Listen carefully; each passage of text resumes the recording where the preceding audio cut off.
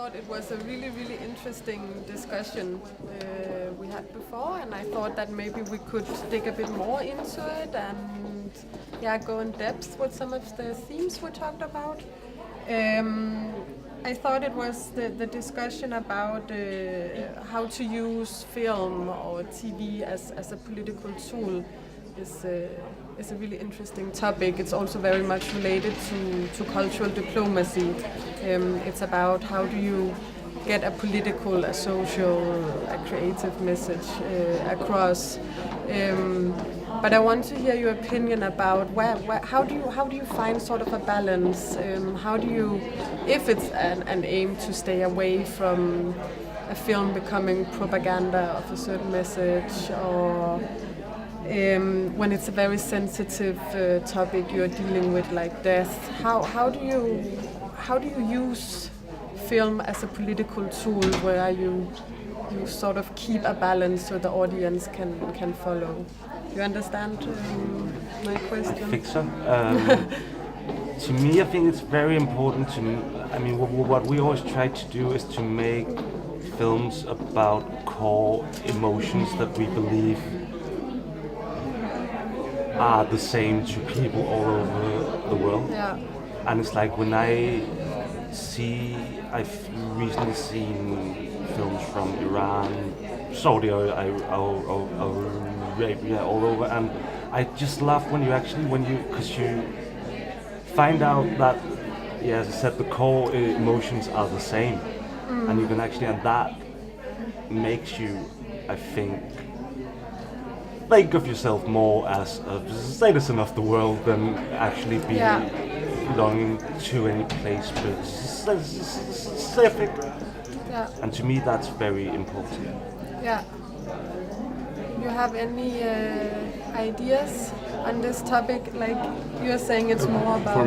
It's important with complexity and nuances. If a thing is too simple, it cannot be good, because then you're not only doing yourself a disfavor, or whatever message you want to bring forward, a disfavor in being simplistic. You also declare that the audience are idiots, more or less. I think there has to be a level of subtlety, and there has to be empty voids that allows the person watching, creating and being a participant in the film in some way. This is, I think, essentially the difference between propaganda and just message-ridden films. And you guys, you both you study cultural diplomacy. How do you see cultural diplomacy? How can it be related to film? How can maybe it's for some of us who don't know so much about cultural diplomacy, it can be a bit blurry, but you should know a lot about it. Do you see how it can be used in films? Do you have examples or ideas? Well, I would like to insist on this principle that Mark Donfried emphasized in connection with cultural diplomacy and, let's say, film. This idea of facilitating access, because films presented in the circuit of the film festivals actually do allow for a certain openness that other situations do not allow, because if you're just sitting in front of your TV and you see a film, you cannot really address the filmmaker, the film crew, the producer, the actors, and engage in that human contact that is so necessary to move things in different directions than the simple effects, or let's say then this level of effects on just sitting in front of your TV and you just watch a film, and then you have a sort of let's say intimate or introvert relationship with the film as a product.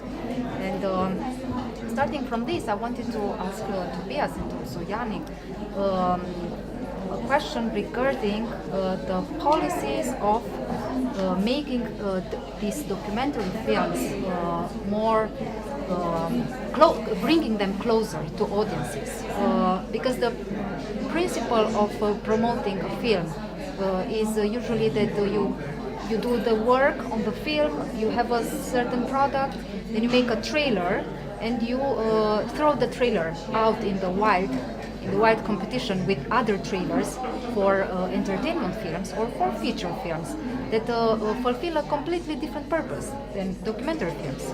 Feature films are there to entertain and to make people forget, maybe, in some ways. I don't totally agree, but yeah. But not really. This is open to discussion.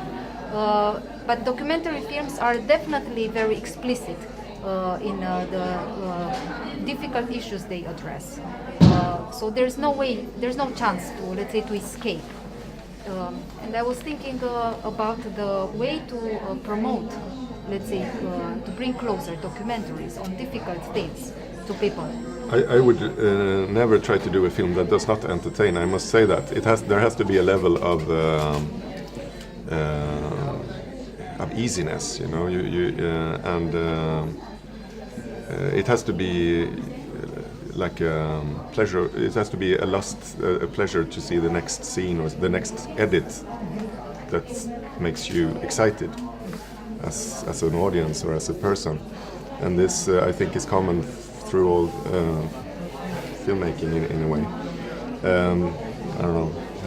Yeah, I agree. I would never try to do a feature film that doesn't have a message, I think. But I've seen a lot of documentaries over the last few years, and I think they've also become, as you said, more and more focused on entertaining, because you need that to like lure people in, and then afterwards meanwhile actually saying something important.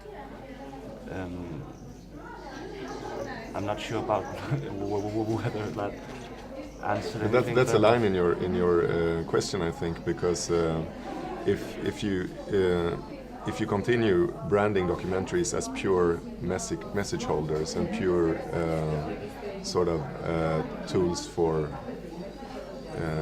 persuading someone to something, then no one will rush to the cinema to watch a documentary, because it becomes, there is a stigma already that lingers from the 60s and earlier, that the documentary should be like that, and that's something that we always have to struggle against when we release a documentary. Every time it's you have to sort of jump over this hurdle that's quite high, and no, it's strategies and ideas that you have to use in different ways to overcome this.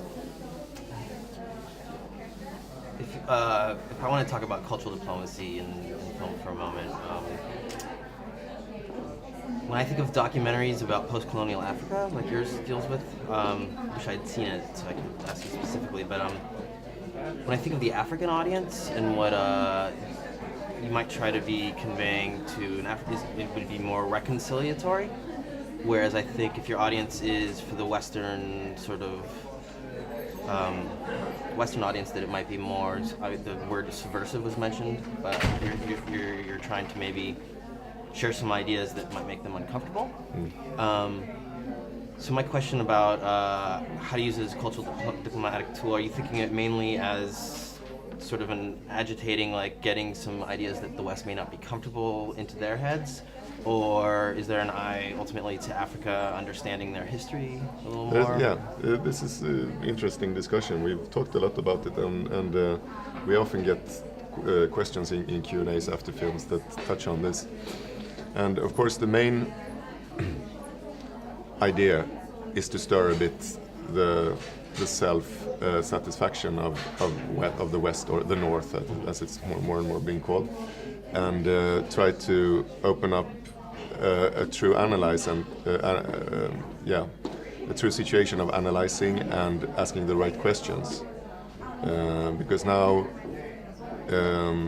there's not really the right questions being asked about what's happening in the world, and I think there's a misrepresentation also in what images and what voices are being heard concerning these very essential issues that touch on civil war situations, on corporations spreading up, buying up lands and water supplies. About it ranges all over. Also touches on the climate issue, and we have to ask the right questions when dealing with this. It can't be only like there's a problem, so who's causing the problem, sort of on a very superficial level. So of course this is the main idea, and it's directed towards our own community in a way, but we also really enjoy show it in an African context, and we already have a distributor that's going to put it up.